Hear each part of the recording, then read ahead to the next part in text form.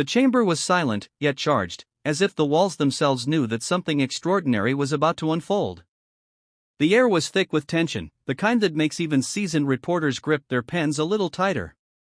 Representative Alexandria Ocasio-Cortez, known to her supporters simply as AOC, sat upright, her eyes sharp and unflinching, prepared to make her point with the same fiery energy that had defined her rise to prominence.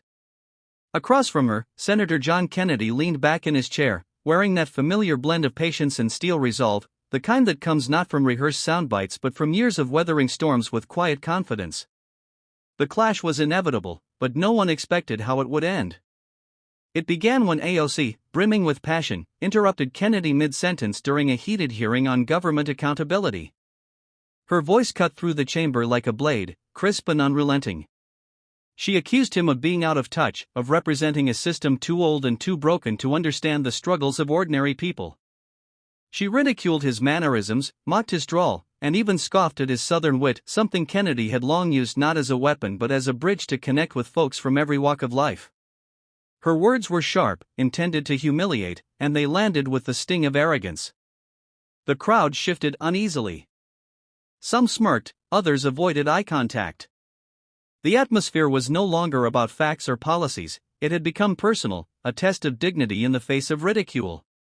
Kennedy did not flinch. He simply folded his hands on the table, eyes steady, waiting for her storm to pass. There was no anger in his face, only an almost fatherly patience, as though he had seen such arrogance before and knew precisely how to dismantle it without raising his voice. When AOC finally paused, convinced she had landed a fatal blow, Kennedy leaned forward slightly. His voice was calm, smooth, carrying that unmistakable Louisiana cadence. "Congresswoman," he said softly, "I may talk slow, but that don't mean I think slow. And I may be from the South, but that doesn't make me any less American than you. What matters in this chamber is not how loud we speak, but whether we speak truth." The silence was deafening. His words cut deeper than any insult could, because they were wrapped not in bitterness but in undeniable wisdom. AOC opened her mouth to reply but found herself unable to form words. Kennedy didn't stop there. He leaned in further, his tone still calm, still respectful, but sharp enough to pierce the noise of politics. "You see, Congresswoman, politics isn't about humiliating folks. It's about serving the people who can't be here today to defend themselves. When you mock me, that's fine, I've been called worse, but when you mock what I represent, you mock the farmers, the factory workers, the teachers, and the single mothers who sent me here to speak for them. And I won't let that stand."